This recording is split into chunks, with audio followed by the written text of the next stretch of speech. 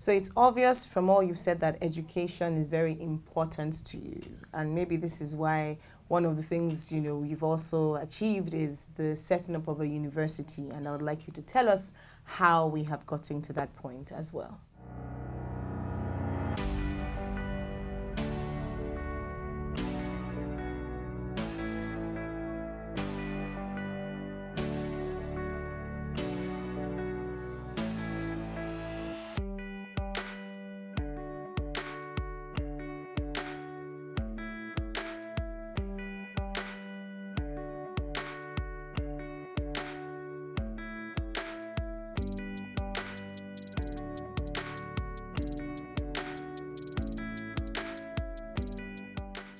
There are many things that one can aspire to do in life. What inspired you to set up a university? Well, thank you very much. And you said my university. It's not my university. I'm just privileged to be one of those people that God used to just bring it to birth.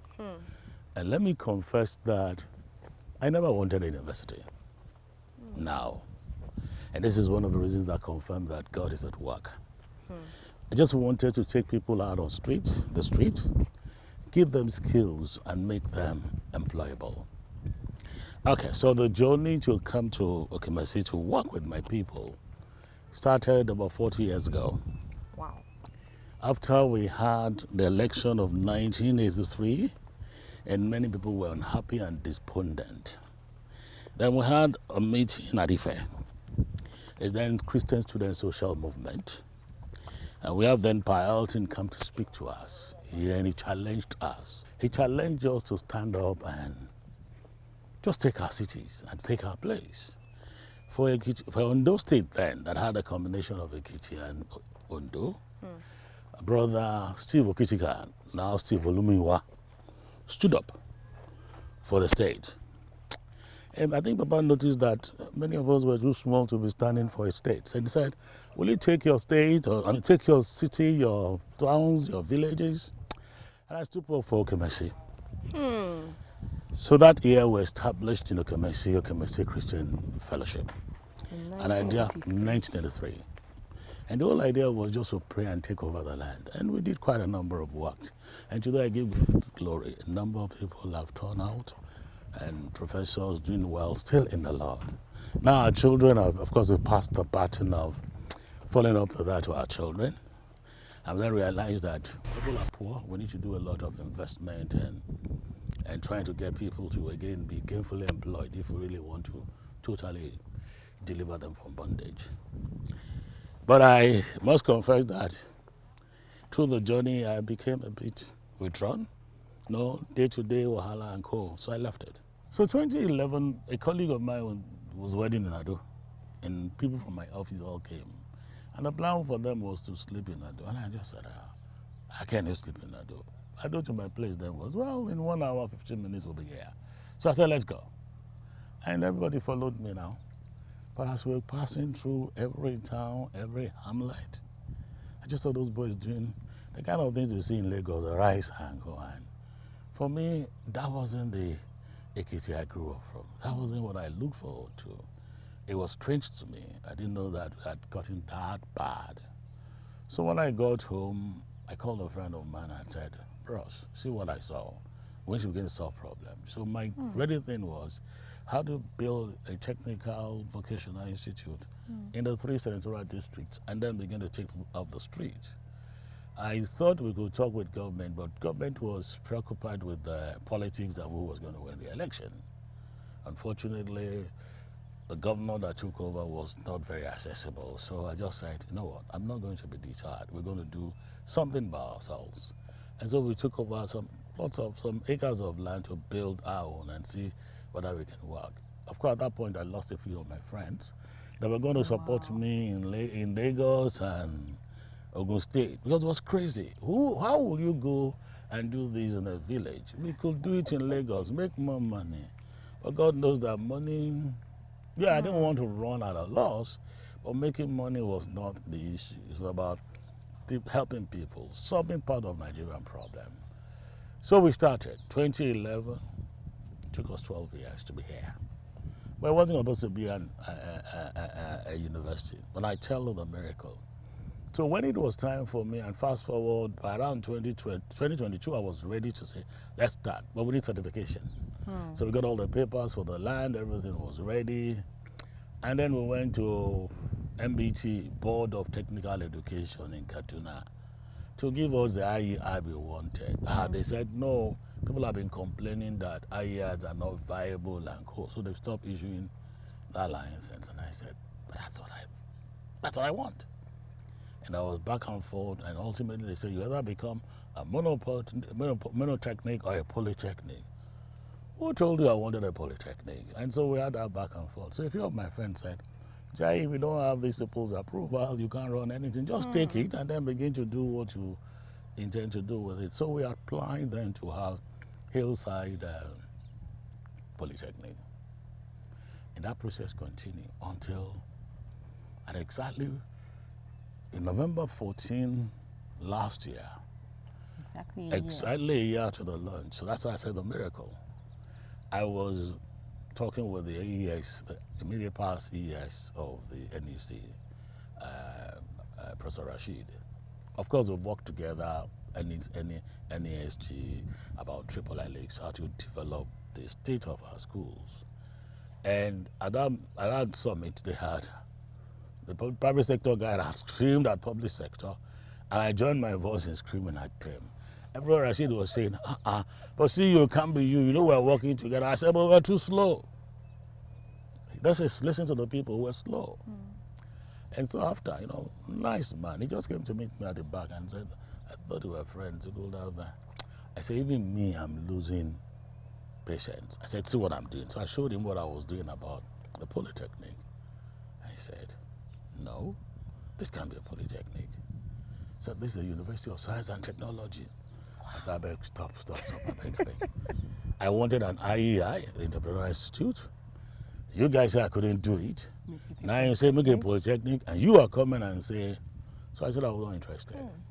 Then my friend, I run a consulting firm by the side, so my friend, that's Kainos Edge. Doing Salami, came and said, and I thought it was going to be on my side. I said, bro, hear what this man is. I said, just like that.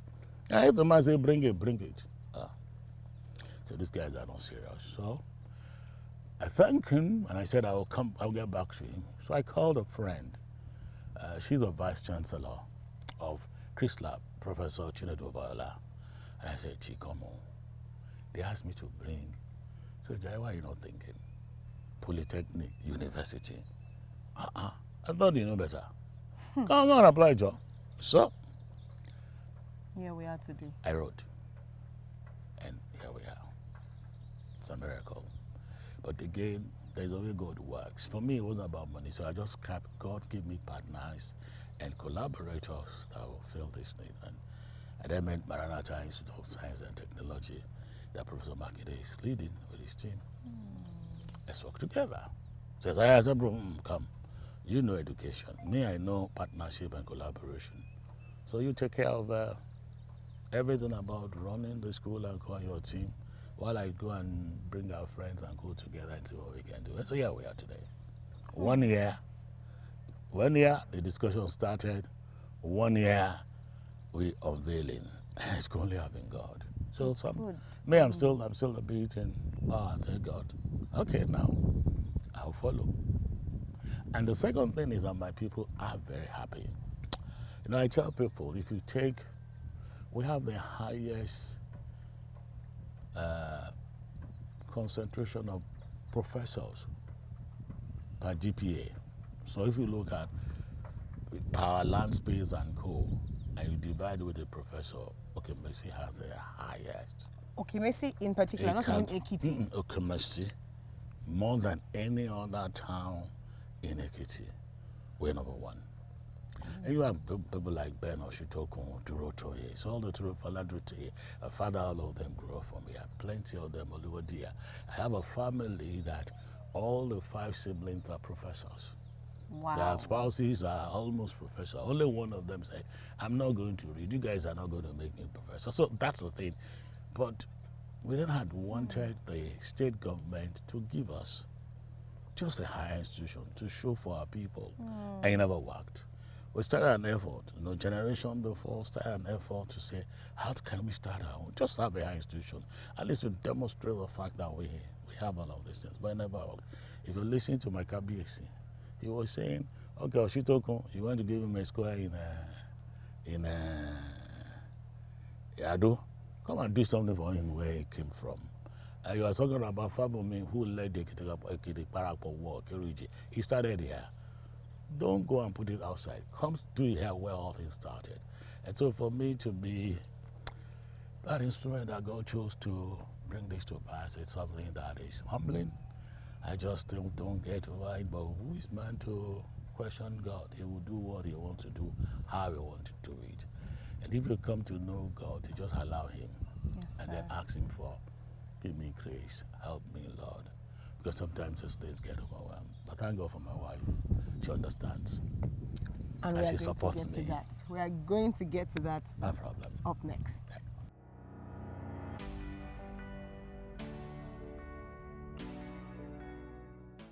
So, you've lived a very interesting life. And one of the questions, even reading your profile, one of the things I kept thinking was, how did he balance family, marriage, fatherhood, with all of these demands and sacrifices that maybe family would have had to do? In one of the brochures that I was sent, I saw that Mommy had mentioned, being married and a lot of sacrifices had to be made, but she has carried the sacrifices with pride and joy. And I said, we'll need to talk to her separately about that.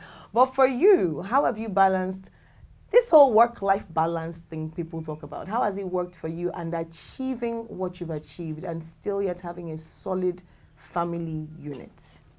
Thank you very much. I told you that you need support system. Yes, sir. And a very strong support system is the family.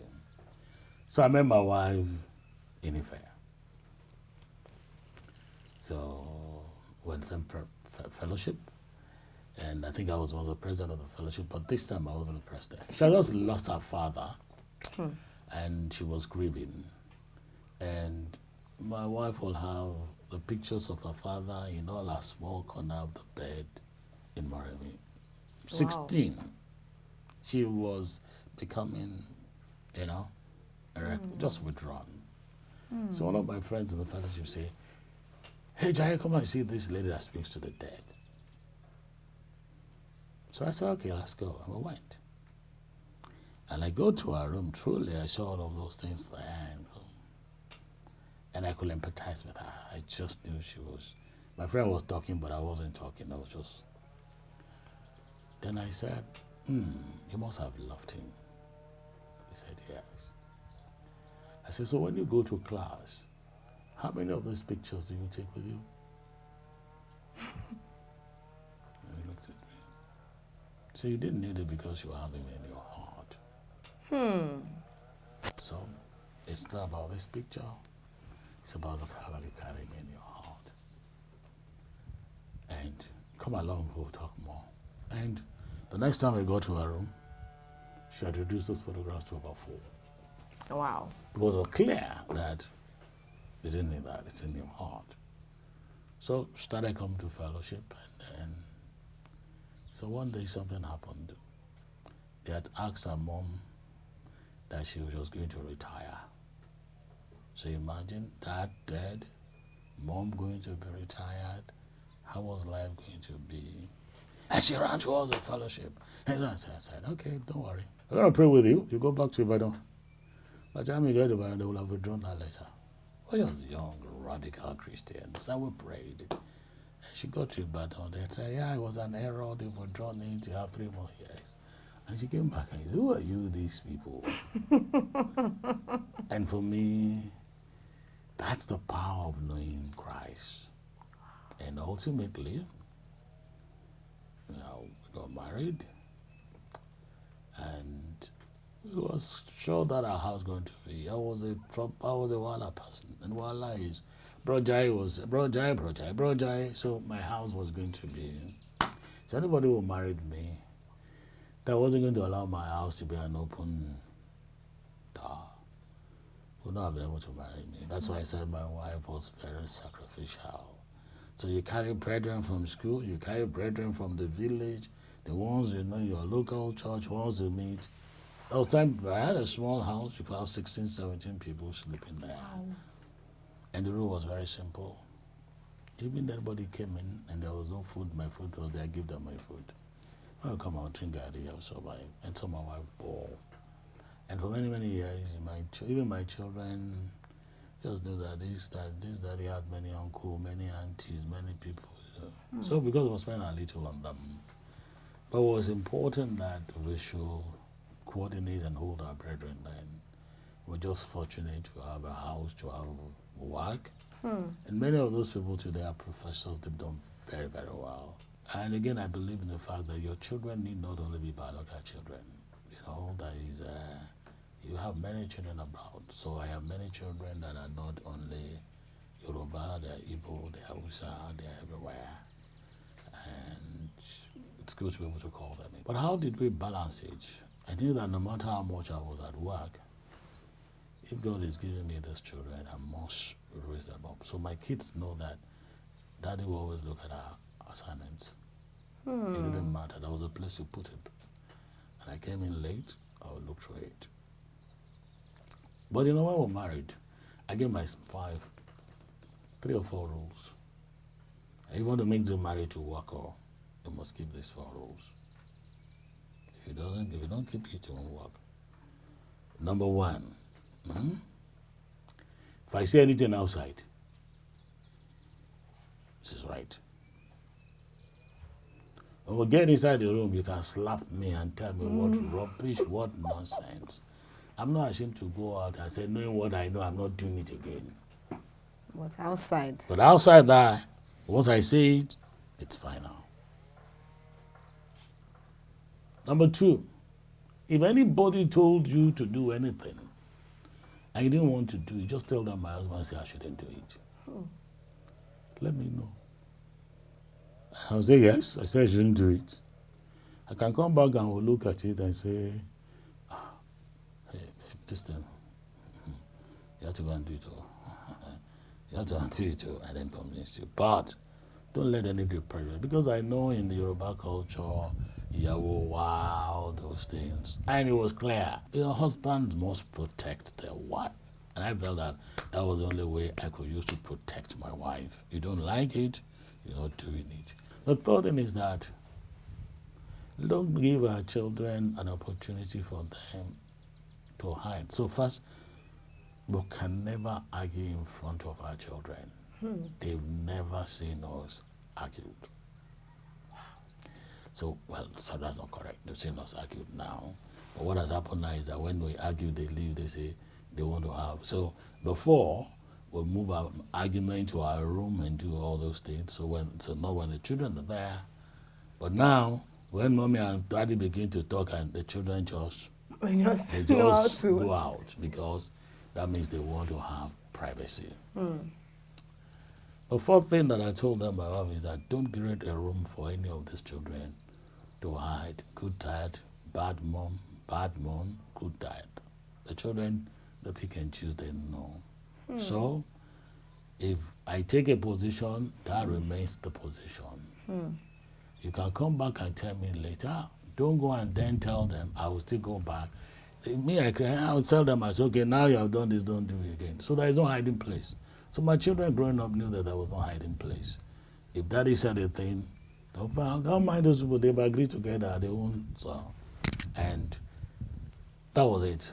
I knew. And family altar was something you don't stop. It was clear. My son was the librarian of the house. Growing up was the last of them, but you must ensure the Bible, everything is we have bell in the house. So you ring the bell when it's time to pray. You still ring the bell till now? It's me and my wife that ring okay, the bell. but you still ring it. If my wife is calling people this morning, she has a bell. She goes out. Wow. I ring the bell, it's time. So it's time for devotion. Wow. She will go out. Now she's the one that rings the bell. I'm lazy when I sleep more. Because I sleep late. But you go and ring the bell. I ring the bell. It's time to pray. So now I've done that. if you don't get up, she'll ring the bell. So let's go and pray. So we had that.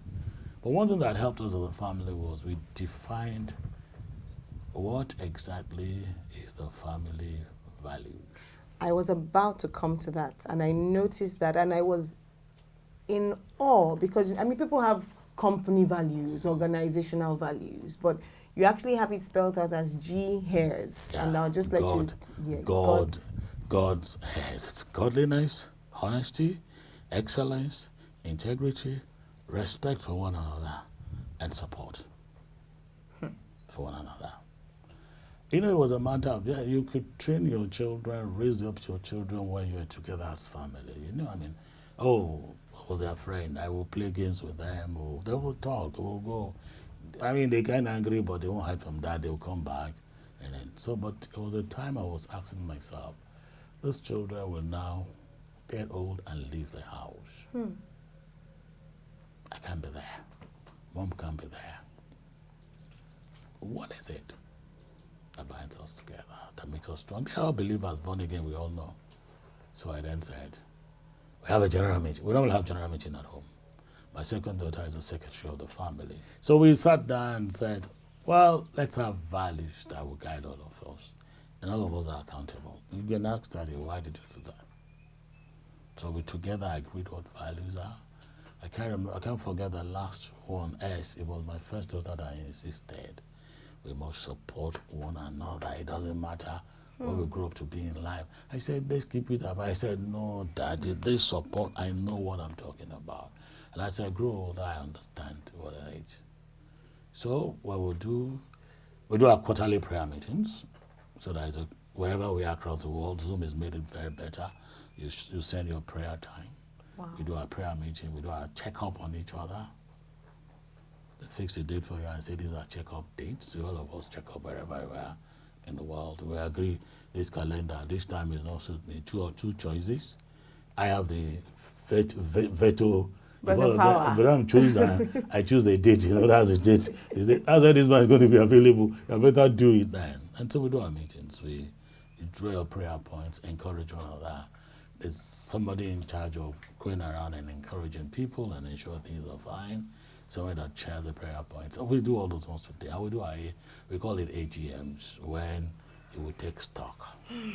So I know you tell me your dreams, your target, we all know it. And I can ask you, how you doing? What are we doing? How may I help? What do I need to do? And when we check back your report, and they can ask you, so Dad, there was a time I did something.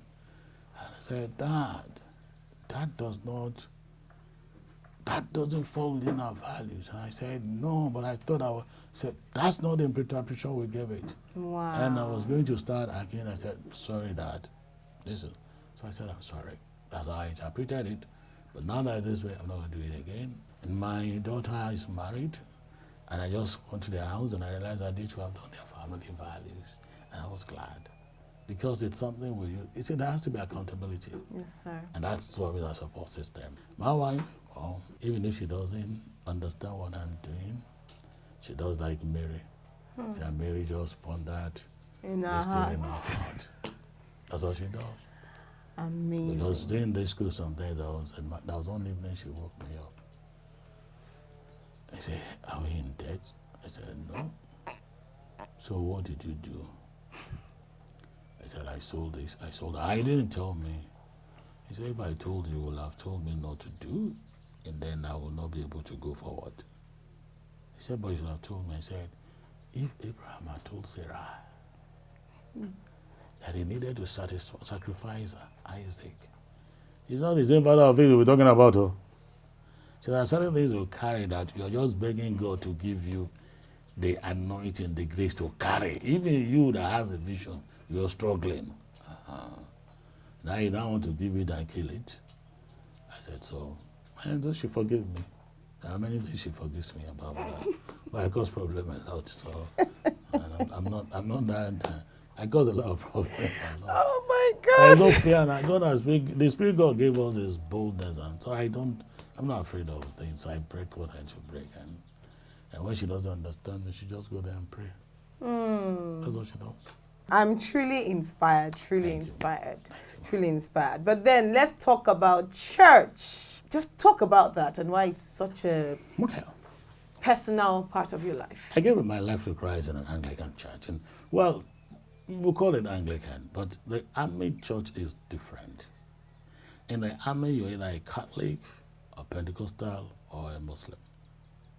All the churches that are not Catholic are grouped together under the Pentecostal. Okay. So there are about 36 denominations. But initial people that coordinated it came as the Anglicans. That's why I love it. And so we just there. And I love singing, I love chanting, I love the hymns. Are you still in the choir? Well, because I'm the pastor's warden and I have a robe, I don't do choir, but I sing with them. The choir know them. I love my people. I sing a lot. So I gave my life to Christ in that environment, and I didn't have a lead to go and set up a church or go anywhere. And then living in Ababa, we didn't have any Bible-believing church in the whole of Ababa. Oh, Don't okay. worry. Then. Yeah, we started it.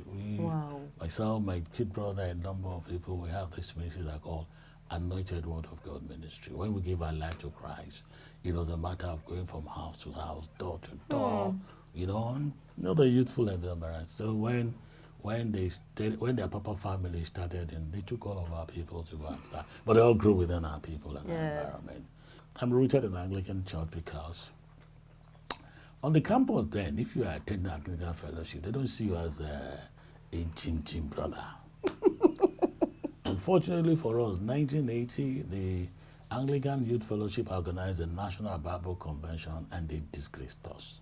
Wow. It was the Anglican Fellowship was just a social group. And so all the Jim Fellowship then felt, well, nobody, they will laugh at you. And I had many friends in the ECU and co.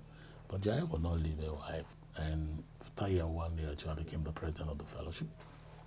I was in the UJCM, I was a lot involved. I was in the All Souls doing a number of things. So because there was a Bible conference that held in 1980 and they disgraced us, we decided that we can't run away, we have to take over this wife. So the next one was coming up in the Gbagbo diocese. And we sent our people there. I said, go and compete, get the position, we'll run it from Ife. So we got our brethren together and we started influencing the Church of Nigeria Anglican Communion. We took over that, we went to one in Benin, we did that. They were the only fellowship that had young student fellowship. We said, go around all the campuses, establish, they call themselves now African Anglican Student Fellowship. And we started sponsoring people to go to the seminary. So that we can influence the Anglican Church. And don't forget that I sat at the feet of Pilate, and there's a prophecy about the Anglican Church in the latter days of Nigeria. I said, we sat down and I said, the revival that will move Nigeria will come from an unusual corner. The Anglican Church. And it went. So I felt that we are the John the Baptist to go and do a work. Our job was then to get many believers into the Anglican Church. And since we were telling people to go and be pastors, reverends, now bishops in the Anglican Church, we should support them. So I'm involved in both the Anglican Communion and I'm involved in the church, in the barracks.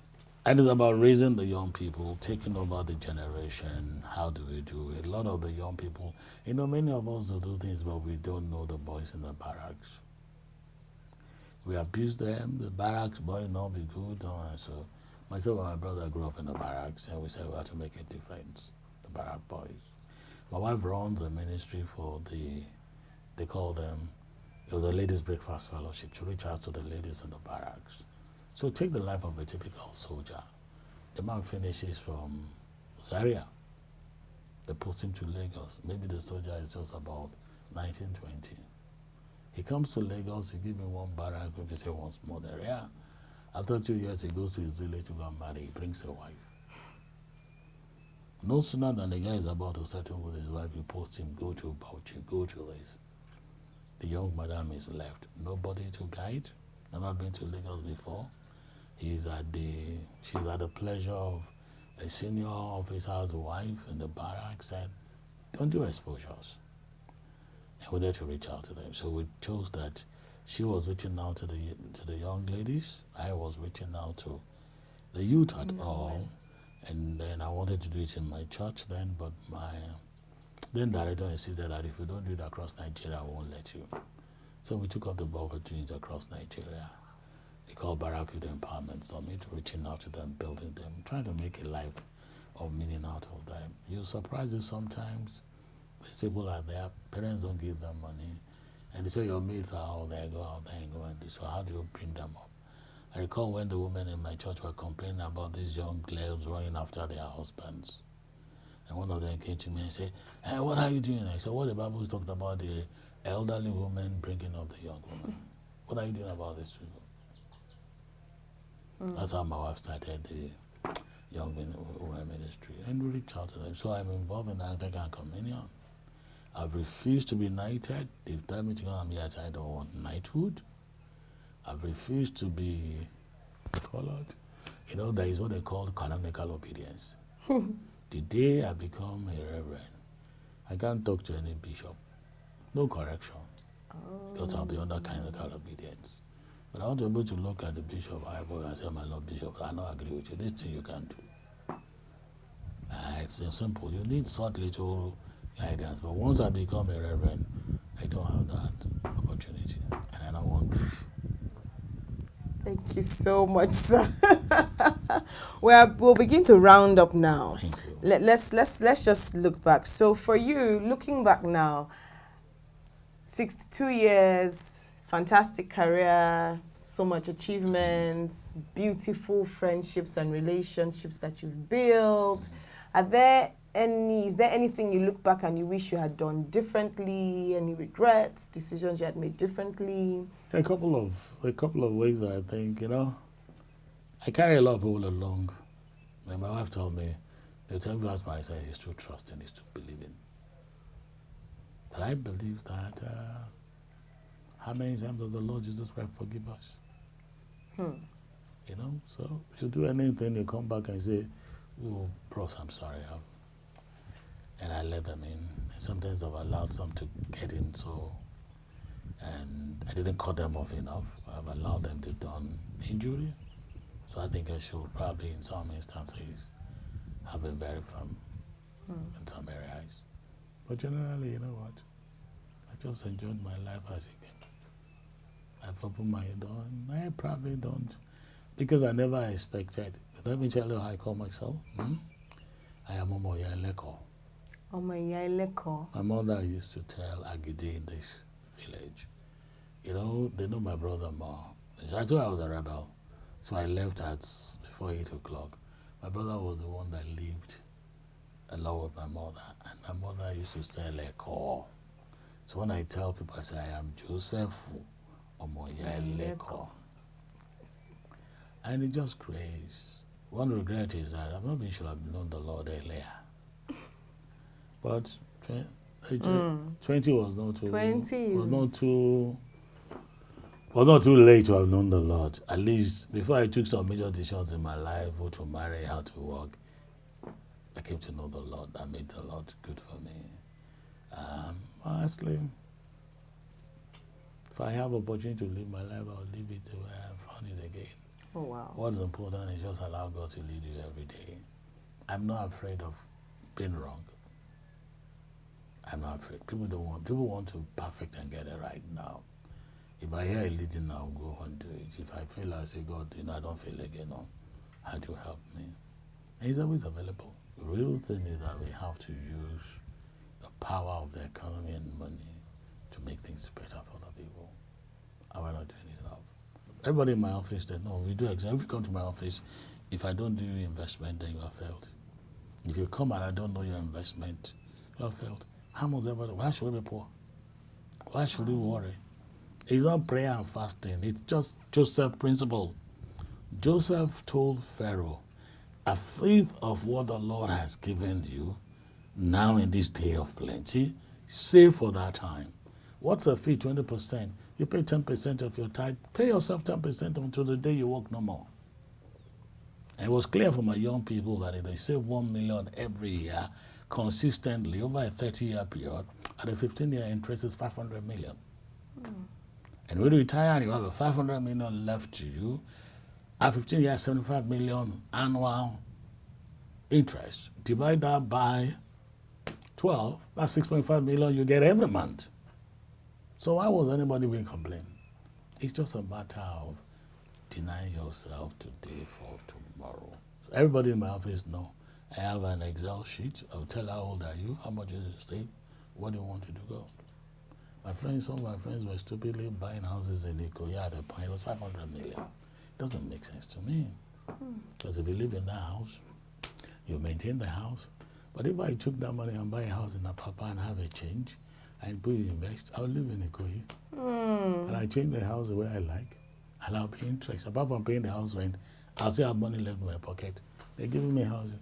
Who cares whether you own the house or you're living there? So there's a lot of financial literacy and education that people don't know. And even when they know, they don't work in it. Powerful. So what advice, you had an encounter at 20 and then 25, you had a 25-year plan. What advice would you give the young 25-year-old today? First and foremost, know who you are. Know who you are. You see, one of the good things you'll learn is, and these the biometrics and co have told us that this is not equal. These are fingers are different. You and me are different. So that means God didn't make an accident making all of us different. So you're unique, you're specially made. There's a purpose that God has created you. Just know who you are. If you're successful outside of who God has called you to be, it's a failure. You leave your job, you're doing another man's job, when the master comes to give account, they will add what you do to, and that's so many of us do. Young people will go, let's go with him, my friend. Let's go, follow me. You follow him, waka waka. And I'm tired. You come home, you sleep. Come on, know who you are. And I tell people, smart and hard work don't kill people. Right from campus, the day that I read that scripture that said, he that loveth sleep will be poor. My life changed about sleeping. So many hours do you sleep 5 hours. And it hasn't affected me. And I've been sleeping 5 hours since I was 21, so 41 years old. It doesn't mean that some days you just feel like sleeping 20 hours. So that's an unusual day, but you sleep. Because then, imagine, if you spend 8 hours at work, and if you live in Lagos, you know, you could allow for additional 2-2. Now, hold-ups are going down now, so you spend additional 2-2. Maybe you spend 11 hours commuting to work and spending work. Then you get home. You sleep 8 hours. That's 8 plus 11. That's 19. And you know that you'll still be gisting and talking and go. What time really do you have to be who you are called to be? What time do you have to know whether you're on the right path or you are walking away? When do you sit down to evaluate who you are and what you are doing? So I know that people don't do evaluation. People don't look at their lives. So I want to beg them. They're not just a number. There's a purpose for which God has put them. And I speak more to Christians in particular.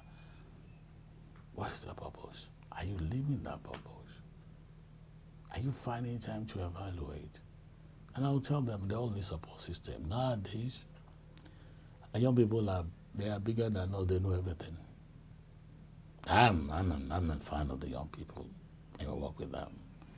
But you see, I tell them, I said, when we start life being dependent. We depend on our parents, on everybody. They follow us, you know. The same child that was dependent at a point gets independence. The mommy does not know what he's doing. The daddy does not know what he's doing. Fine, you're growing up. But anybody that stays in the place of independence cannot and will not grow and blossom. Life is not lived at independence level. It is lived at interdependence level. We all need each other. I respect your individuality, I respect, but how can we together do greater things? No one man does great things. It needs collaboration. It needs partnership. And lastly, I want to tell them, if God can take care of Omoyelego like me and Ambi, there is nobody that God cannot lift up to any level. Jagba, I don't say don't get Jagba, but please, whether you are in Nigeria or anywhere, just live who God has come to you. But remember that you are favored. I played around data in Nigeria, and that everybody here today, if you are not among the 10% richest Nigerians, you're being 15. 70% of us, I mean, they said 133 million Nigerians are multidimensionally poor. People are very poor. So take that privilege and always ask yourself, how can I make life better? And so finally, you mapped out the next 25 years at the time. You turned 50, now you're 62. So do you have a future map for the next? No, unfortunately, I've not done, well, I think I have an idea of what I want my 70 years to be, what I want to look like when I'm 70, and what I want to start doing when I turn past 70. I just believe that I need to begin to help raise men. There are boardroom people that still need to be taught how to raise. So I'm in the phase of building leaders. That's what I am in now. Build leaders in the local community, build leaders in the church, build leaders in the nation. That's the phase I am in now, because I did say when I'm 50, I want to be a reference point. So when you're fortunate and God has done that, it's not for yourself, it's to be able to help the people. That's why I get involved in a lot of non-for-profit work, build people, encourage people. And now I want to build leaders. And leaders are bound everywhere, not on top. The leaders within John Maxwell will say, even at the young level, leaders. I'm involved building leaders in this community, build it in the church, build it in the macroeconomic level, and build it at the boardroom. That's what I want to do now. And by the time I turn to 70 plus, I do more of church work.